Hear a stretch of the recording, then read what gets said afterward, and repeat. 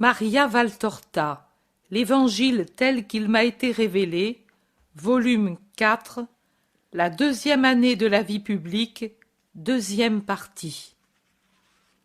Chapitre 87.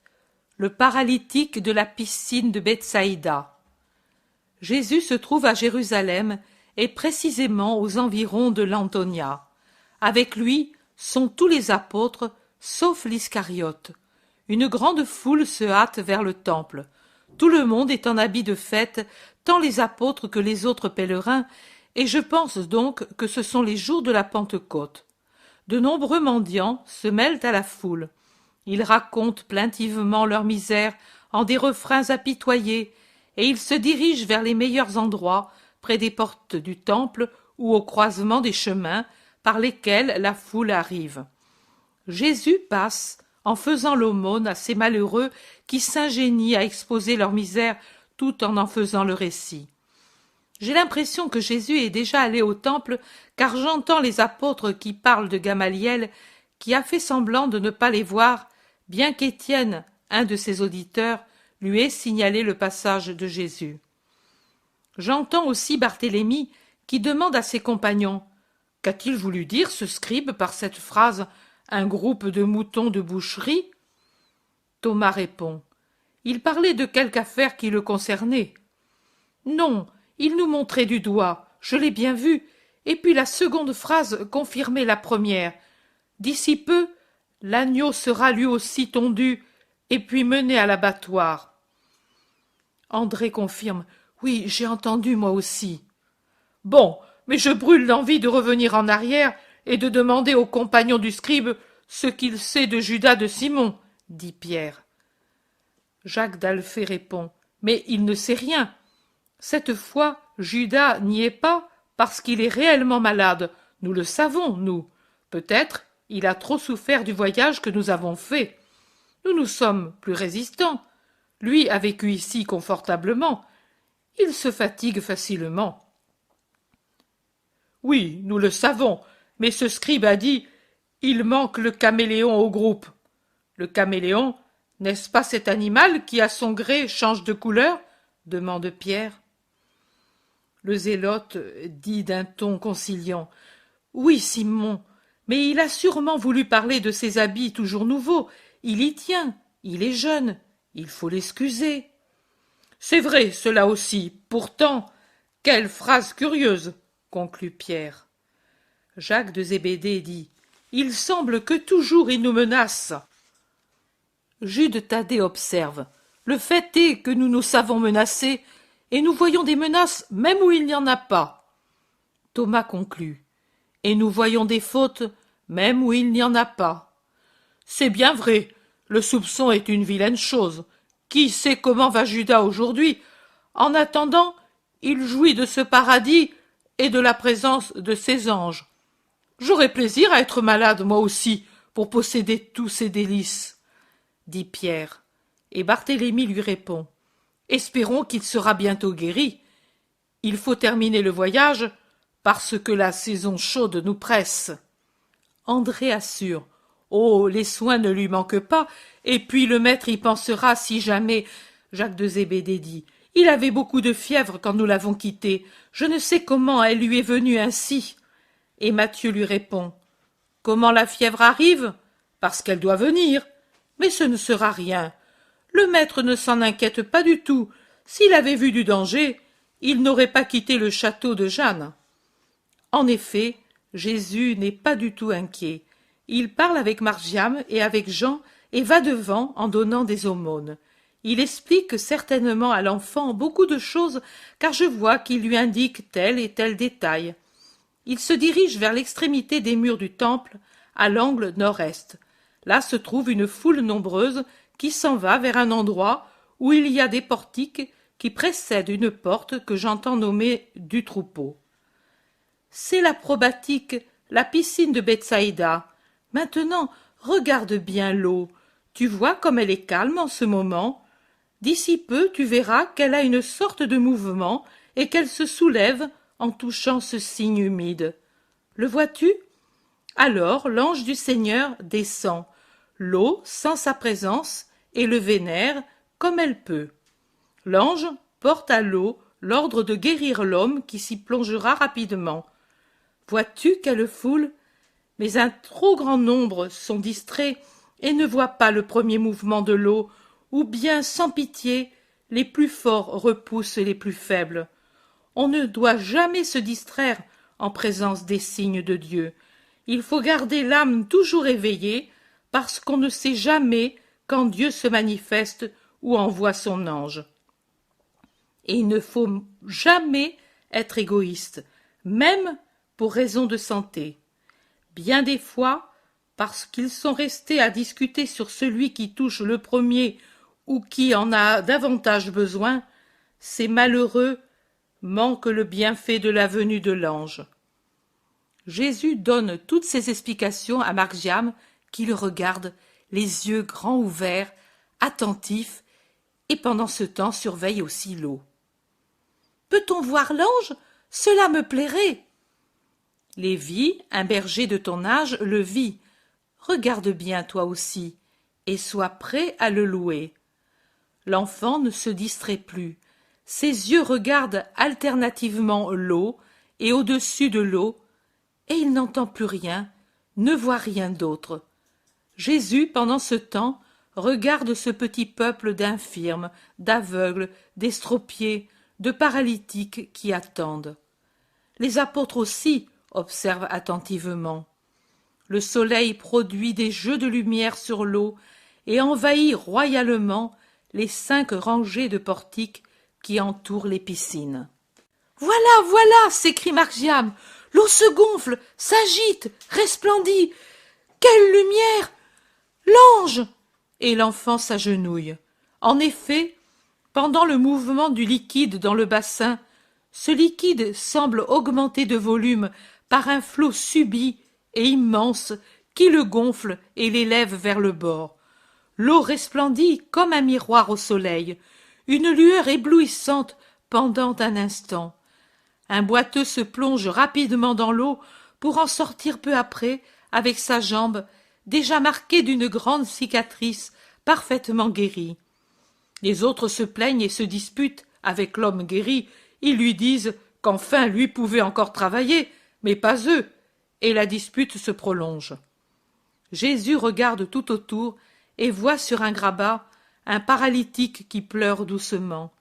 Il s'en approche, se penche et le caresse en lui demandant « Tu pleures ?»« Oui, personne ne pense jamais à moi.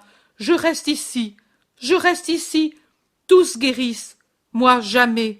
Cela fait 38 ans que je suis sur le dos. J'ai tout dépensé, les miens sont morts. Maintenant je suis à charge à un parent éloigné qui me porte ici le matin et me reprend le soir. Mais comme cela lui pèse de le faire, oh, je voudrais mourir. Ne te désole pas. Tu as eu tant de patience et de foi. Dieu t'exaucera. Je l'espère, mais il me vient des moments de découragement. Toi, tu es bon, mais les autres. Celui qui est guéri pourrait par reconnaissance pour Dieu rester ici pour secourir les pauvres frères. Il devrait le faire, en effet, mais n'aie pas de rancœur. Il n'y pense pas. Ce n'est pas de la mauvaise volonté. C'est la joie de la guérison qui les rend égoïstes. Pardonne-leur. Tu es bon, toi. Tu n'agirais pas ainsi. Moi, j'essaie de me traîner avec les mains jusque-là, lorsque l'eau du bassin s'agite, mais toujours un autre me passe devant, et je ne puis rester près du bord, on me piétinerait. Et même, si je restais là, qui m'aiderait à descendre? Si je t'avais vu plus tôt, je te l'aurais demandé. Veux-tu vraiment guérir? Alors, lève-toi, prends ton lit, et marche. Jésus s'est redressé pour donner son ordre, et il semble qu'en se relevant, il relève aussi le paralytique qui se met debout, et puis fait 1, 2, 3 pas, comme s'il n'y croyait pas, derrière Jésus qui s'en va. Et comme il marche vraiment, il pousse un cri qui fait retourner tout le monde. « Mais qui es-tu? Au nom de Dieu, dis-le-moi! L'ange du Seigneur, peut-être ?» « Je suis plus qu'un ange. mon nom est Pitié. Va en paix. Tous se rassemblent, ils veulent voir, ils veulent parler, ils veulent guérir. Mais les gardes du temple accourent. Je crois qu'ils surveillent aussi la piscine et ils dispersent par des menaces cette assemblée bruyante. Le paralytique prend son brancard, 2 barres montées sur 2 paires de roues et une toile usée clouée sur les barres. Et il s'en va heureux, en criant à Jésus « Je te retrouverai, je n'oublierai pas ton nom et ton visage !» Jésus, en se mêlant à la foule, s'en va d'un autre côté vers les murs. Mais il n'a pas encore dépassé le dernier portique qu'arrive, comme s'ils étaient poussés par une rafale de vent, un groupe de juifs des pires castes, tout enflammés par le désir de dire des insolences à Jésus. Ils cherchent, regardent, scrutent, mais ils n'arrivent pas à bien comprendre de qui il s'agit, et Jésus s'en va, alors que ceux-ci, déçus, d'après les renseignements des gardiens, assaillent le pauvre paralytique guéri et heureux, et lui font des reproches. « Pourquoi emportes-tu ce lit? C'est le sabbat.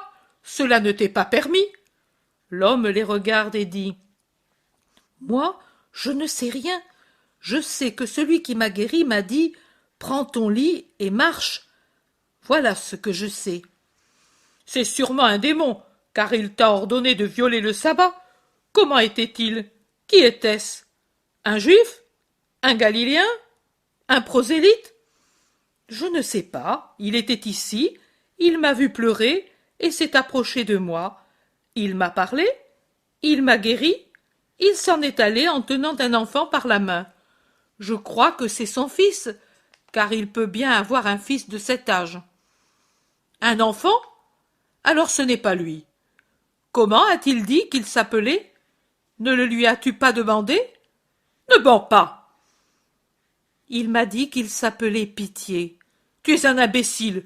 Ce n'est pas un nom, cela. L'homme hausse les épaules et s'en va. Les autres disent « C'était sûrement lui. Les scribes Annia et Zachée l'ont vu au temple. Mais lui n'a pas d'enfant. Et pourtant, c'est lui. Il était avec ses disciples. Mais Judas n'y était pas. C'est celui que nous connaissons bien. Les autres peuvent être des gens quelconques. Non, c'était eux. » Et la discussion continue alors que les portiques se remplissent de malades. Jésus rentre dans le temple par un autre côté, du côté ouest qui est celui qui est davantage en face de la ville. Les apôtres le suivent. Jésus regarde tout autour et finalement voit ce qu'il cherche, Jonatas, qui de son côté le cherche.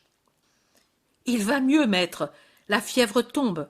Ta mère dit aussi qu'elle espère pouvoir venir d'ici le prochain sabbat. » Merci, Jonatas. Tu as été ponctuel. Pas très. J'ai été retenu par Maximin de Lazare. Il te cherche. Il est allé au portique de Salomon. Je vais le rejoindre.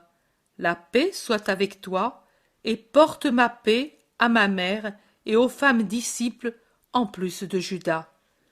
Et Jésus s'en va vivement vers le portique de Salomon, où en effet il trouve Maximin.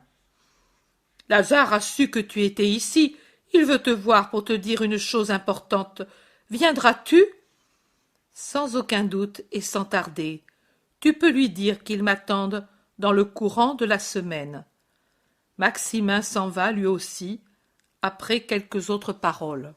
Allons prier encore, puisque nous sommes revenus jusqu'ici, dit Jésus, et il va vers l'atrium des Hébreux. Mais tout près de là, il rencontre le paralytique guéri qui est venu remercier le Seigneur. Le miraculé le voit au milieu de la foule, il le salue joyeusement et lui raconte ce qui est arrivé à la piscine après son départ. Et il termine « Quelqu'un qui s'est étonné de me voir ici en bonne santé m'a dit qui tu es. Tu es le Messie, n'est-ce pas ? » Je le suis.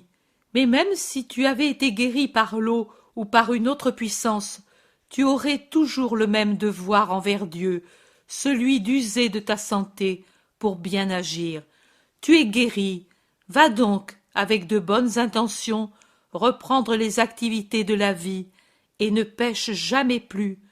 Que Dieu n'ait pas à te punir davantage encore.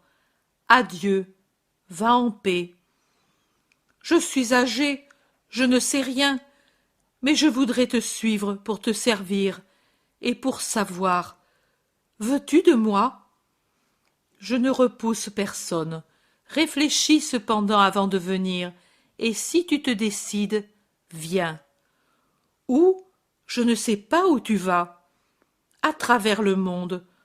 Partout tu trouveras des disciples qui te guideront vers moi. Que le Seigneur t'éclaire pour le mieux. Jésus maintenant va à sa place et prie. Je ne sais si le miraculé va spontanément trouver les Juifs ou si ceux-ci, étant aux aguets, l'arrêtent pour lui demander si celui qui lui a parlé est celui qui l'a miraculeusement guéri. Je sais que l'homme parle avec les Juifs et puis s'en va, alors que ceux-ci vont près de l'escalier par lequel Jésus doit descendre pour passer dans les autres cours et sortir du temple. Quand Jésus arrive, sans le saluer, ils lui disent « Tu continues donc à violer le sabbat, malgré tous les reproches qui t'ont été faits, et tu veux qu'on te respecte comme envoyé de Dieu ?» Envoyé, davantage encore, comme fils, car Dieu est mon Père. Si vous ne voulez pas me respecter, abstenez-vous-en, mais moi, je ne cesserai pas pour autant d'accomplir ma mission. Il n'est pas un seul instant où Dieu cesse d'œuvrer. Maintenant encore, mon Père œuvre, et moi aussi j'œuvre, car un bon fils fait ce que fait son Père, et parce que c'est pour œuvrer que je suis venu sur la terre. Des gens s'approchent pour écouter la discussion. Parmi eux, il y en a qui connaissent Jésus, d'autres à qui il a fait du bien, d'autres encore qui le voient pour la première fois. Certains l'aiment, d'autres le haïssent, beaucoup restent incertains. Les apôtres entourent le maître. Margiam a presque peur, et son petit visage semble près des larmes. Les Juifs, un mélange de scribes, pharisiens et sadducéens, crient bien haut leur scandale. « Tu oses? Oh, il se dit le Fils de Dieu! Sacrilège! Dieu est celui qui est, et il n'a pas de fils. Mais appelez Gamaliel, mais appelez Sadoc, rassemblez les rabbis pour qu'ils l'entendent et le confondent. » Ne vous agitez pas, appelez-les, et ils vous diront s'il est vrai qu'ils savent que Dieu est un et trin, Père, Fils et Saint-Esprit, et que le Verbe, c'est-à-dire le Fils de la pensée, est venu, comme on l'avait prophétisé, pour sauver du péché Israël et le monde. Je suis le Verbe, je suis le Messie annoncé. Pas de sacrilège donc si j'appelle mon Père celui qui est le Père. Vous vous inquiétez parce que j'accomplis des miracles, parce que grâce à eux j'attire à moi les foules et les persuade. Vous m'accusez d'être un démon parce que j'opère des prodiges, mais Belzébuth est dans le monde depuis des siècles, et en vérité il ne manque pas d'adorateurs dévoués. Pourquoi alors ne fait-il pas ce que je fais? Les gens chuchotent. C'est vrai, personne ne fait ce qu'il fait, lui. Jésus continue. Je vous le dis, c'est parce que je sais ce que lui ne sait pas, et que je peux ce que lui ne peut pas. Si je fais les œuvres de Dieu, c'est parce que je suis son Fils. De lui-même, quelqu'un ne peut arriver à faire que ce qu'il a vu faire. Moi, le Fils, je ne puis faire que ce que j'ai vu faire du Père, car je suis un avec lui dans les siècles des siècles, pas différent de lui en nature et en puissance. Toutes les choses que fait le Père, je les fais, moi aussi, qui suis son Fils.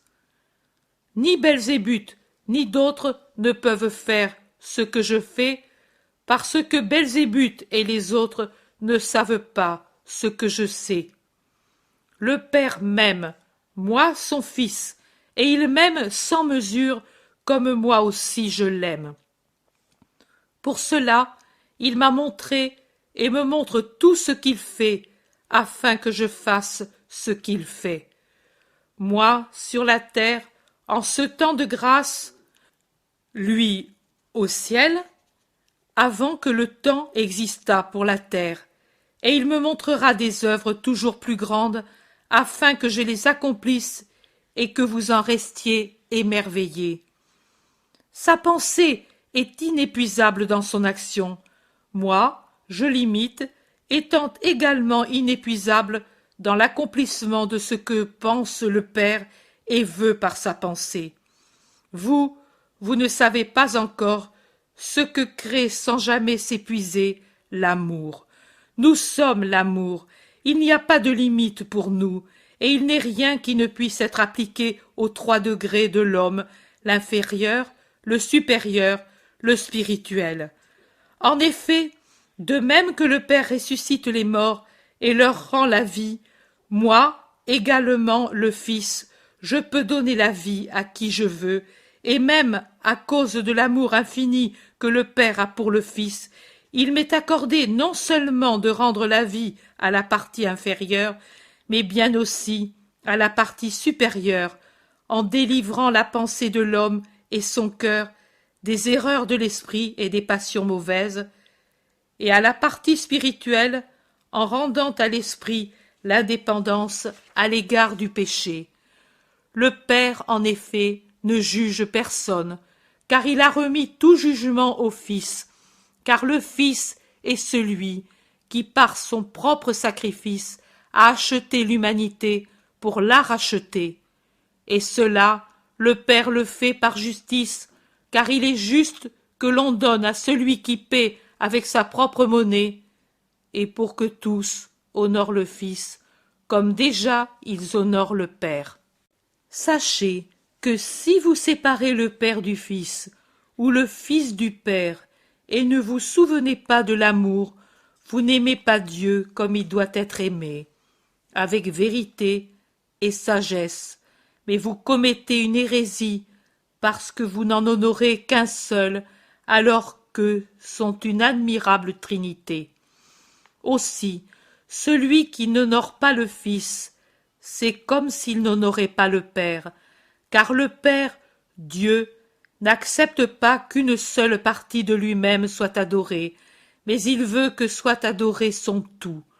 Celui qui n'honore pas le Fils n'honore pas le Père qui l'a envoyé dans une pensée parfaite d'amour. Il refuse donc de reconnaître que Dieu sait faire des œuvres justes. En vérité, je vous dis que celui qui écoute ma parole et croit en celui qui m'a envoyé possède la vie éternelle et n'est pas frappé par la condamnation, mais il passe de la mort à la vie parce que croire en Dieu et recevoir ma parole signifie recevoir en soi-même la vie qui ne meurt pas. L'heure arrive, et même pour beaucoup, elle est déjà venue, où les morts entendront la voix du Fils de Dieu, et où vivra celui qui l'aura entendu résonner vivifiante au fond de son cœur. Que dis-tu, scribe? Je dis que les morts n'entendent plus rien et que tu es fou. Le ciel te persuadera qu'il n'en est pas ainsi, et que ta science est nulle comparée à celle de Dieu. Vous avez tellement humanisé les choses surnaturelles que vous ne donnez plus aux mots qu'une signification immédiate et terrestre.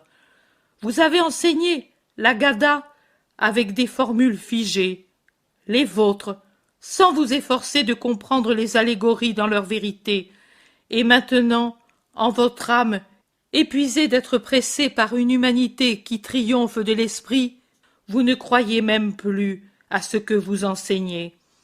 Et c'est la raison pour laquelle vous ne pouvez plus lutter contre les forces occultes. La mort dont je parle n'est pas celle de la chair, mais celle de l'esprit. Viendront ceux qui entendent de leurs oreilles ma parole et l'accueillent en leur cœur et la mettent en pratique. Ceux-là, même s'ils sont morts en leur esprit, recouvreront la vie, parce que ma parole est vie qui se répand.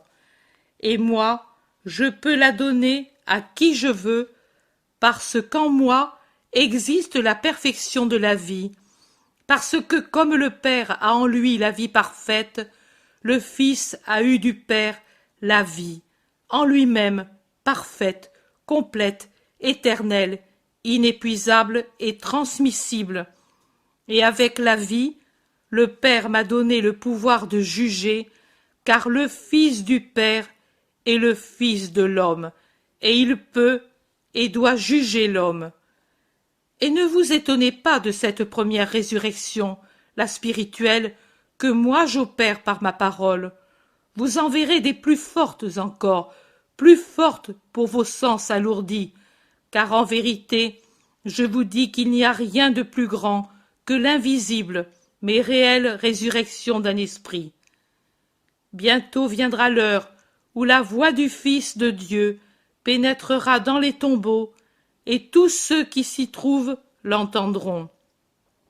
Et ceux qui auront fait le bien en sortiront pour aller à la résurrection de la vie éternelle, et ceux qui auront fait le mal à la résurrection de la condamnation éternelle. Je ne vous dis pas que cela je le fais et le ferai par moi-même, par ma seule volonté, mais par la volonté du Père unie à la mienne. Je parle et je juge d'après ce que j'entends, et mon jugement est droit parce que je ne cherche pas ma volonté, mais la volonté de celui qui m'a envoyé. Je ne suis pas séparé du Père, je suis en lui, et lui est en moi, et je connais sa pensée et la traduis en paroles et en actes. Ce que je dis pour me rendre témoignage à moi-même ne peut être acceptable pour votre esprit incrédule qui ne veut voir en moi rien d'autre que l'homme semblable à vous tous. Il y en a aussi un autre qui rend témoignage pour moi et dont vous dites que vous le vénérez comme un grand prophète. Je sais que son témoignage est vrai, mais vous qui dites que vous le vénérez, vous n'acceptez pas son témoignage parce qu'il est différent de votre pensée qui m'est ennemie. Vous ne recevez pas le témoignage de l'homme juste, du dernier prophète d'Israël, parce que, quand cela ne vous convient pas, vous dites qu'il n'est qu'un homme et peut se tromper. Vous avez envoyé des gens pour interroger Jean, espérant qu'il dirait de moi ce que vous désirez, ce que vous pensez de moi, ce que vous voulez penser de moi. Mais Jean a rendu un témoignage de vérité, et vous n'avez pas pu l'accepter.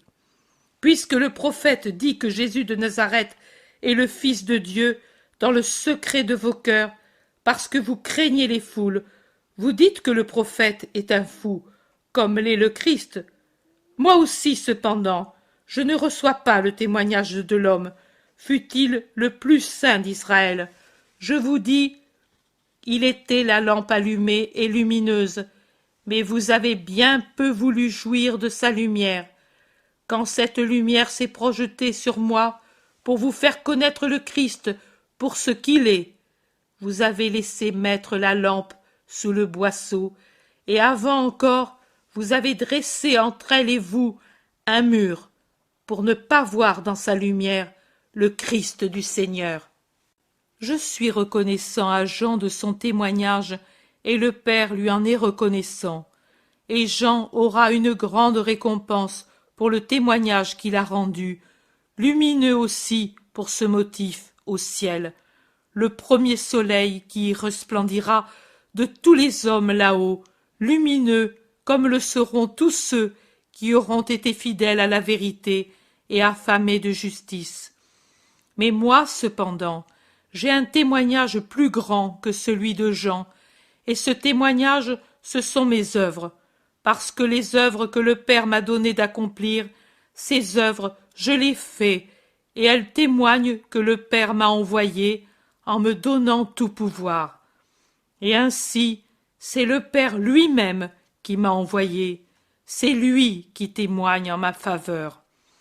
Vous n'avez jamais entendu sa voix, ni vu son visage, mais moi, je l'ai vu, et je le vois. Je l'ai entendu, et je l'entends. Vous n'avez pas, demeurant en vous, sa parole, parce que vous ne croyez pas à celui qu'il a envoyé.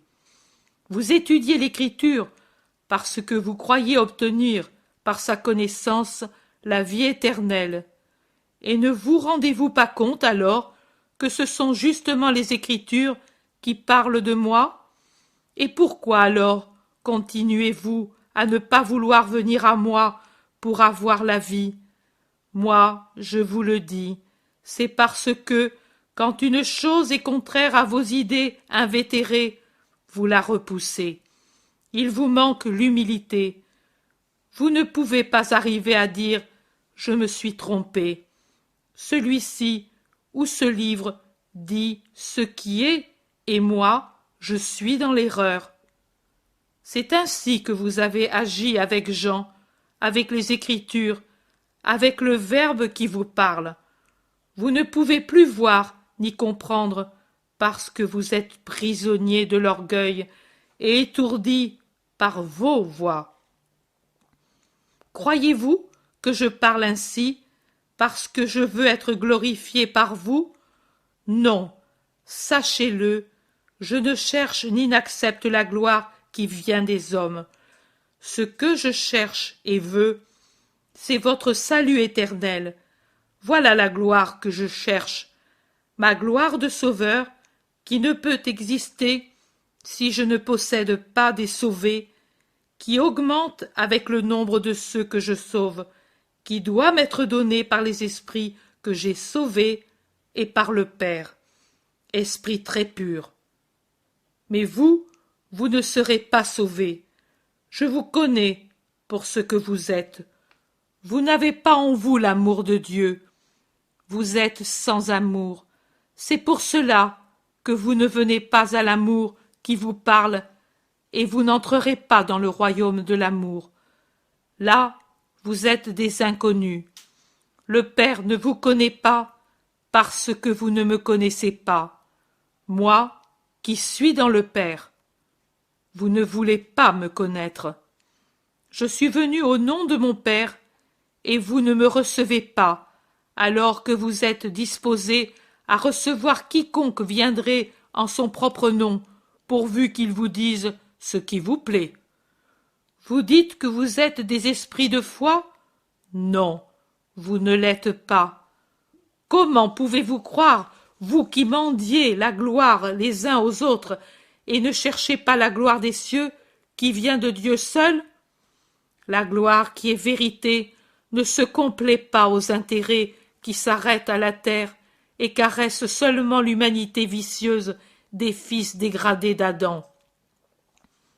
Moi, je ne vous accuserai pas auprès du Père. Ne le pensez pas. Il y a déjà quelqu'un qui vous accuse, ce Moïse en qui vous espérez. Lui vous reprochera de ne pas croire en lui, puisque vous ne croyez pas en moi, car lui a écrit sur moi, et vous ne me reconnaissez pas d'après ce qu'il a laissé écrit de moi. Vous ne croyez pas aux paroles de Moïse, qui est le grand sur lequel vous jurez. Comment pouvez-vous alors croire aux miennes, à celles du Fils de l'homme, en qui vous n'avez pas foi? Humainement parlant, c'est logique. Mais ici, nous sommes dans le domaine de l'esprit, et vos âmes y sont confrontées. Dieu les observe à la lumière de mes œuvres et confronte les actions que vous faites avec ce que je suis venu enseigner, et Dieu vous juge. Quant à moi, je m'en vais. Pendant longtemps, vous ne me trouverez pas, et croyez aussi que ce n'est pas pour vous un triomphe, mais un châtiment. Partons. Et Jésus fend la foule qui en partie est muette, en partie chuchote des approbations que la peur des pharisiens réduit à des chuchotements.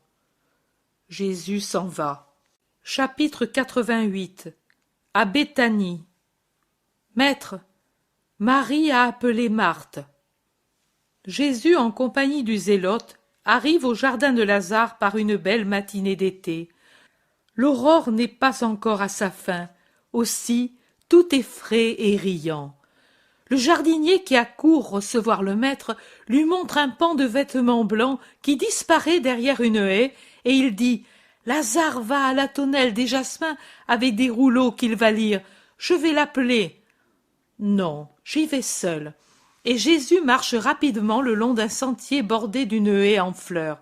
L'herbette, qui est le long de la haie, atténue le bruit des pas, et Jésus cherche à poser le pied justement sur elle pour arriver à l'improviste devant Lazare.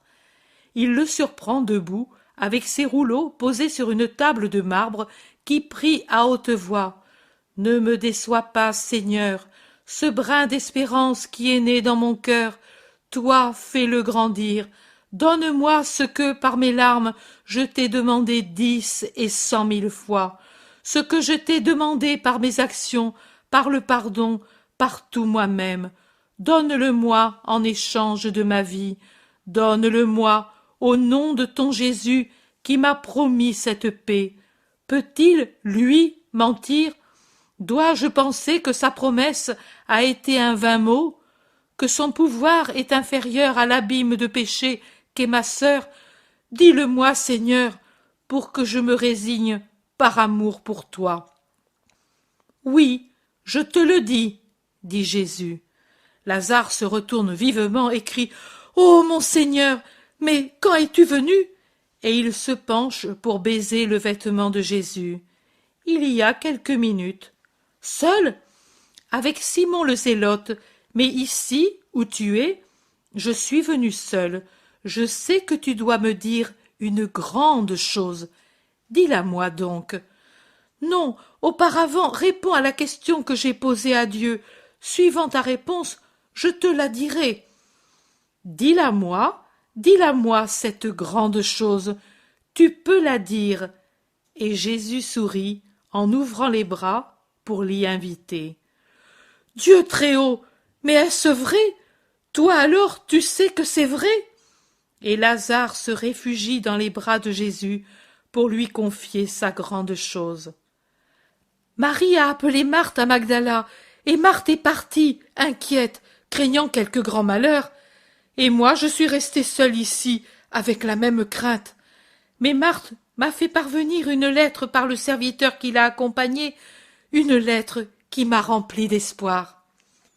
Regarde, je l'ai ici sur le cœur, je la garde là, parce qu'elle m'est plus précieuse qu'un trésor.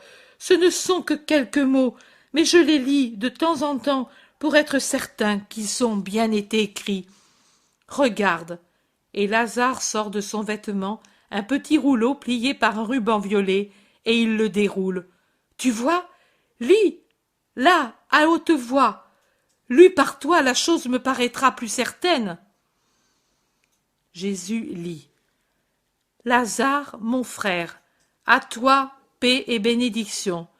Je suis arrivé rapidement et en bonne condition, et mon cœur n'a plus palpité par la crainte de nouveaux malheurs, parce que j'ai vu Marie, notre Marie en bonne santé, et dois-je te le dire, elle est moins agitée qu'auparavant.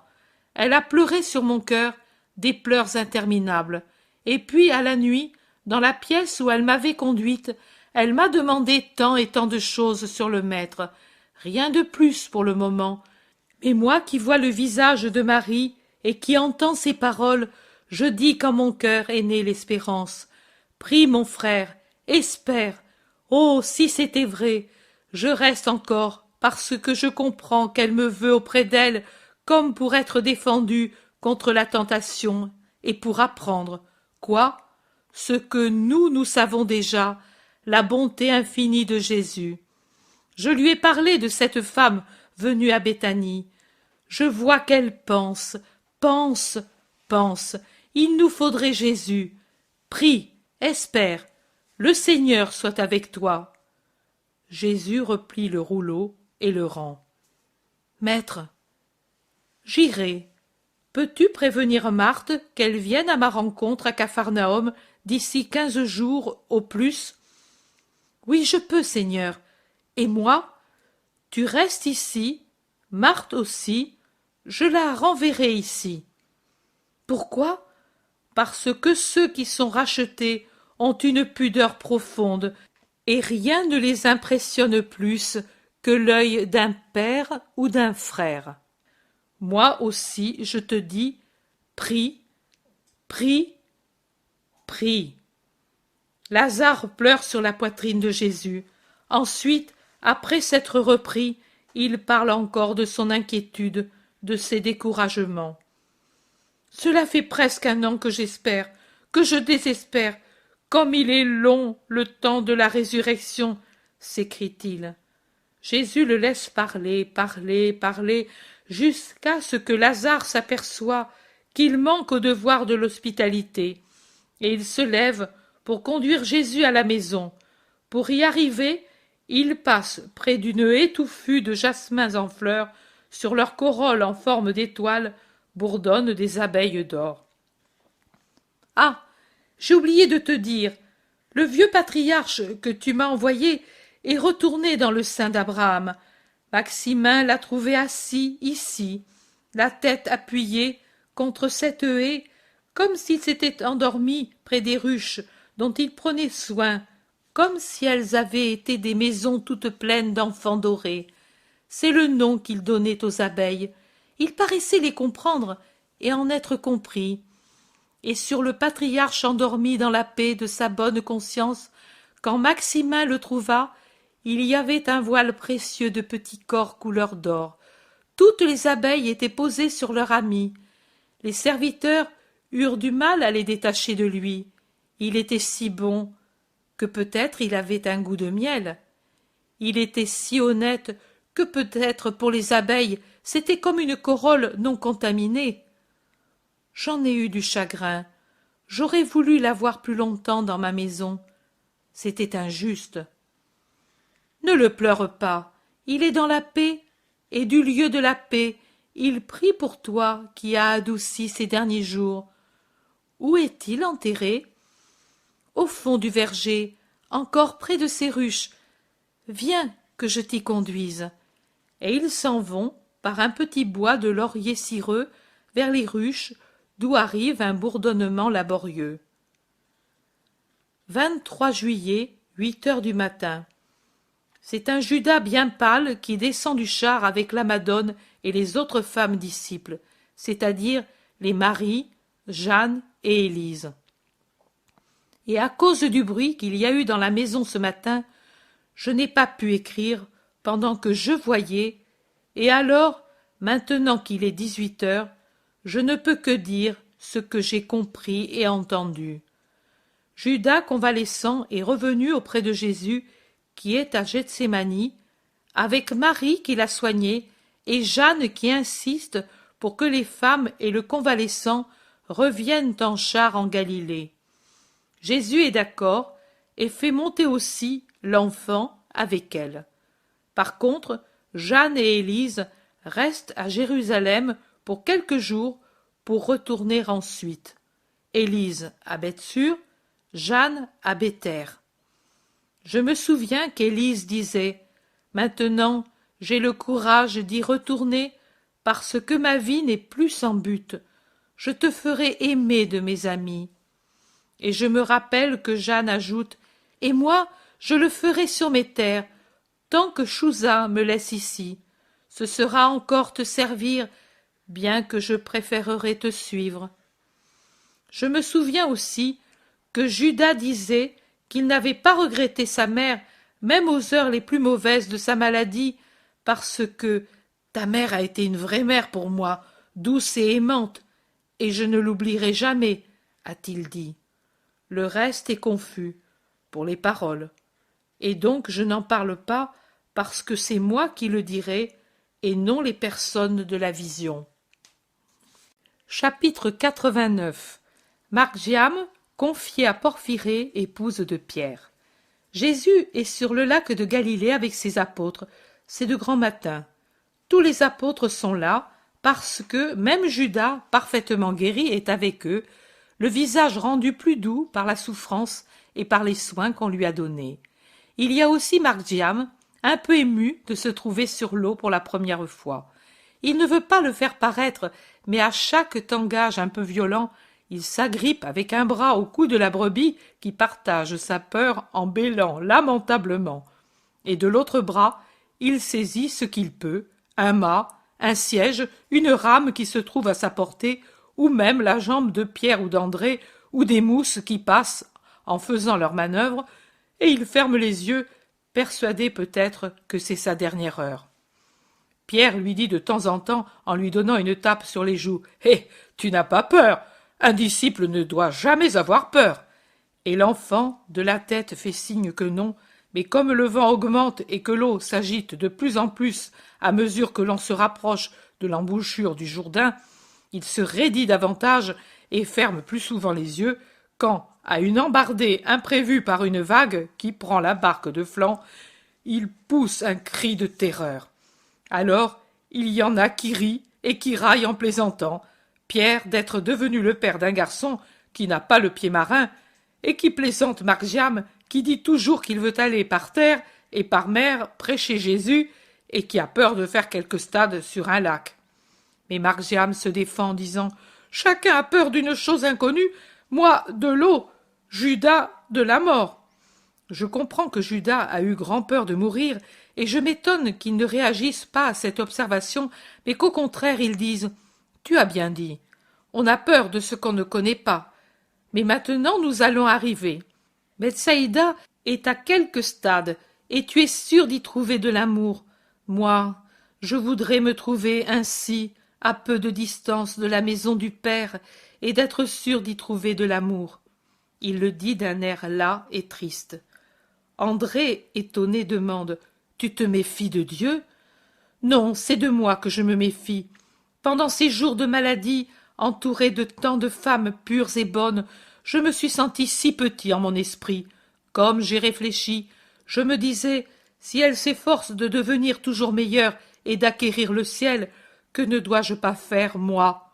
Parce qu'elle, et elle me paraissait toute déjà sainte, se sent encore pécheresse.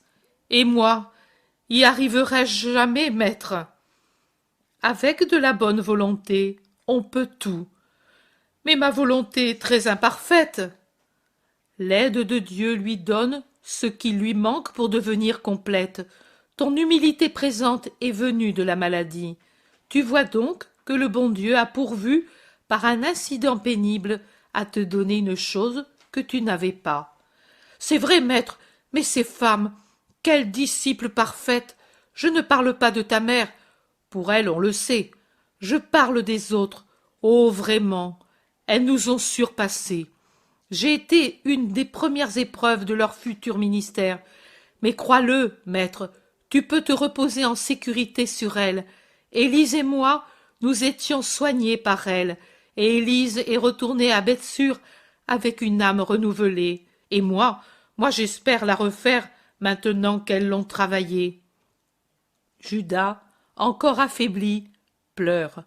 Jésus, qui est assis près de lui met une main sur la tête en faisant signe aux autres de ne pas parler. Mais Pierre et André sont très pris par les dernières manœuvres d'approche et ne parlent pas. Quant aux zélotes, Matthieu, Philippe et Margiam, ils n'essaient sûrement pas de parler, l'un distrait par l'anxiété d'être arrivé, les autres par prudence naturelle. La barque suit le cours du Jourdain et au bout d'un moment s'arrête sur le rivage. Les garçons descendent pour tenir la barque en place en l'attachant par un cordage à une pierre et pour installer une planche qui servira de passerelle. Pierre prend son long vêtement et ainsi fait André. La seconde barque fait la même manœuvre et les autres apôtres en descendent. Jésus et Judas descendent aussi alors que Pierre passe à l'enfant son petit vêtement, l'ajuste pour qu'il soit présentable à sa femme. Les voilà tous à terre, y compris les brebis. Pierre dit « Et maintenant, allons-y !» Il est vraiment ému. Il donne la main à l'enfant qui, à son tour, est pris par l'émotion au point d'oublier les brebis dont Jean s'occupe. Il demande en un sentiment imprévu de peur « Mais voudra-t-elle de moi? Et est-ce qu'elle m'aimera bien ?» Pierre le rassure, mais peut-être la crainte est-elle contagieuse, et il dit à Jésus: « Dis-le-lui, toi, maître, à Porphyrée, moi j'ai peur de ne pas savoir le dire. » Jésus sourit, mais promet de s'en occuper. Ils ont vite fait de rejoindre la maison en suivant la grève. Par la porte ouverte, on voit que Porphyrée est occupé à ses besognes domestiques. « La paix à toi, » dit Jésus en s'avançant vers la porte de la cuisine où la femme est en train de ranger la vaisselle. « Maître, Simon !» La femme court se prosterner aux pieds de Jésus et puis à ceux de son mari.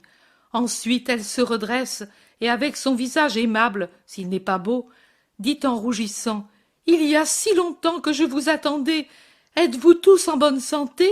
Venez, venez, vous devez être fatigués. » « Non, nous venons de Nazareth, où nous nous sommes arrêtés quelques jours, et nous avons fait un autre séjour à Cana. À Tibériade, il y avait les barques. Tu vois que nous ne sommes pas fatigués. Nous avons avec nous un enfant, et Judas de Simon, affaibli par une maladie. »« Un enfant? Un disciple si petit? » ?»« Un orphelin que nous avons recueilli en route. »« Oh, mon chéri, viens mon trésor que je t'embrasse !» L'enfant, qui était resté craintif, à moitié caché derrière Jésus, se laisse prendre par la femme qui s'est agenouillée, comme pour être à sa hauteur, et il se laisse embrasser sans réticence.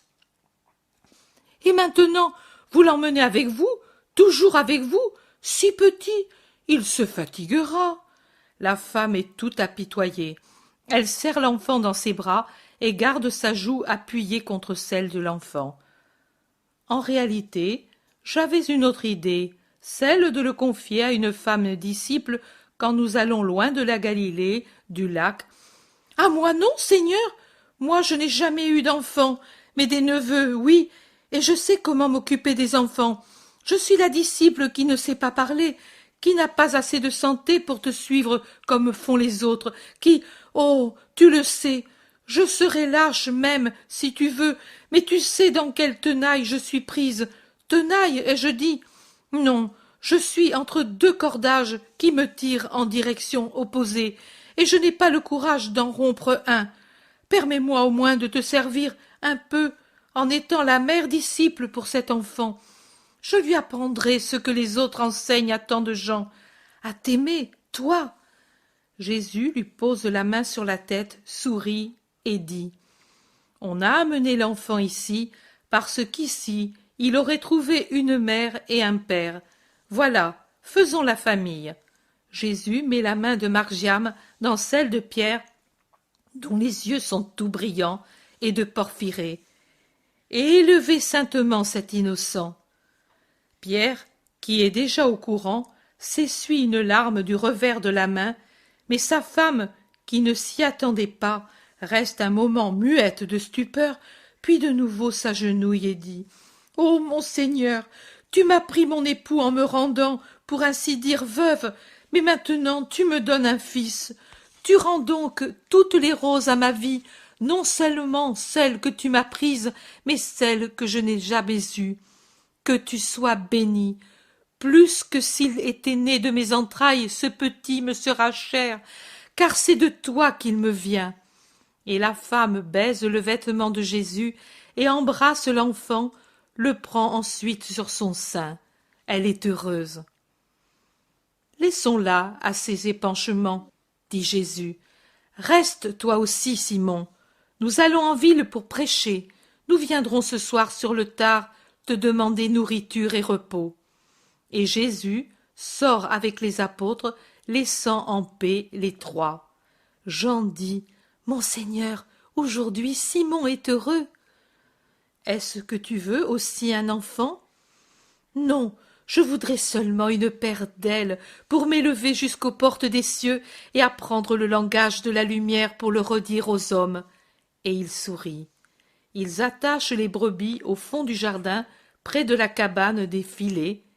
Ils leur donnent des feuilles, de l'herbe et de l'eau du puits, et s'en vont vers le centre de la ville. Chapitre 90. Jésus parle à Bethsaïda. Jésus parle de la maison de Philippe. Il y a beaucoup de gens rassemblés devant, et Jésus est debout sur le seuil où l'on accède par un double perron. La nouvelle de l'adoption par Pierre d'un enfant qui est venu avec sa petite fortune de 3 brebis pour retrouver la grande richesse d'une famille s'est répandue comme une tache d'huile sur un tissu. Tous en parlent et chuchotent en faisant des commentaires qui correspondent aux différentes mentalités. L'un, sincère ami de Simon et de Porphyrée, partage leur joie. Un autre, malveillant, dit « Pour le faire accepter, il a dû le pourvoir d'une dot. » Un autre, brave homme, dit « Tous, nous aimerons bien ce petit que Jésus aime. » Un autre dit méchamment « La générosité de Simon? Oui, bien sûr. Ce sera pour lui un bénéfice, sinon. » D'autres avides. « Je l'aurais fait, moi aussi, si j'avais eu un enfant avec des brebis. 3, vous pensez? Un petit troupeau. Et belle. C'est la laine et le lait assurés, et puis les agneaux à vendre ou à garder. C'est une richesse. Et l'enfant peut être utile, travailler. » D'autres élèvent la voix. « Oh, quelle honte! Se faire payer une bonne action? Simon n'y a sûrement pas réfléchi. Dans sa modeste richesse de pêcheur, nous l'avons toujours connu généreux envers les pauvres, surtout envers les enfants. Il est juste, maintenant, que lui n'a plus le gain de la pêche et que sa famille compte une personne de plus, qu'il ait un peu de gain d'une autre façon. » Pendant que chacun fait ses commentaires en tirant de son propre cœur ce qu'il a de bon ou de mauvais, en l'habillant de paroles, Jésus parle avec un homme de Capharnaüm qui est venu le rejoindre pour lui dire de venir au plus tôt parce que la fille du chef de la synagogue est mourante et aussi parce que, depuis quelques jours, une dame accompagnée d'une servante est à sa recherche. Jésus promet de venir le matin suivant, ce qui afflige ceux de Bethsaïda qui voudraient le garder plusieurs jours. « Vous avez moins besoin de moi que les autres, laissez-moi aller. Du reste, maintenant, tant que dure l'été, je resterai en Galilée, et souvent à Capharnaüm. Nous nous verrons facilement. Là-bas, il y a un père et une mère angoissés. C'est charité de les secourir. Vous approuvez la bonté de Simon envers l'orphelin. Ceux qui sont bons parmi vous. Mais seul le jugement des bons a de la valeur. Ceux qui ne le sont pas, il ne faut pas écouter leur jugement, toujours imprégné de poison et de mensonges. Alors, vous, les bons, devez approuver aussi ma bonté d'aller soulager un père et une mère. Gardez-vous de laisser stérile votre approbation, mais qu'elle vous porte à imiter. Tout le bien qui vient d'un acte de bonté, ce sont les pages de l'Écriture qui le disent. Rappelons-nous Tobie. Il mérita que l'archange protégeât son Tobie et lui montra comment rendre la vue à son père. Mais quelle charité, et sans penser au profit, avait accompli le juste Tobie, malgré les reproches de sa femme et les dangers qui menaçaient sa vie. Et souvenez-vous des paroles de l'archange. C'est une bonne chose que la prière accompagnée du jeûne, et l'aumône a plus de valeur que des montagnes d'or, car l'aumône délivre de la mort, purifie des péchés, fait trouver la miséricorde et la vie éternelle.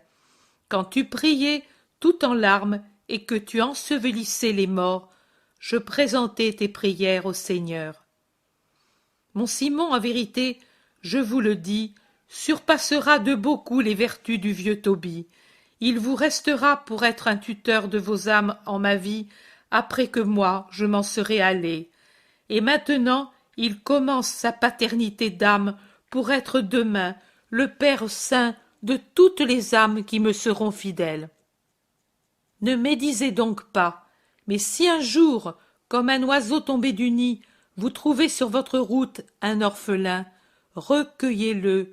Ce n'est pas la bouchée de pain partagée avec l'orphelin qui appauvrit la table des vrais fils, mais au contraire, elle apporte à la maison les bénédictions de Dieu. Faites-le, car Dieu est le Père des orphelins, et c'est lui-même qui vous les présente pour que vous les aidiez à se refaire le nid qui a été défait par la mort. et faites-le, car c'est l'enseignement de la loi que Dieu a donné à Moïse, qui est notre législateur.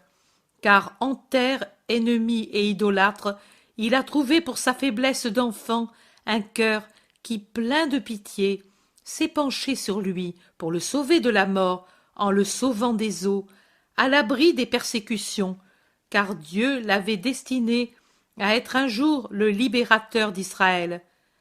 Un acte de pitié a valu à Israël son chef. Les répercussions d'un acte bon sont comme les ondes sonores qui se répandent très loin du point où elles sont produites, ou si vous préférez, comme les ondes du vent qui transportent très loin les semences enlevées à des terrains fertiles.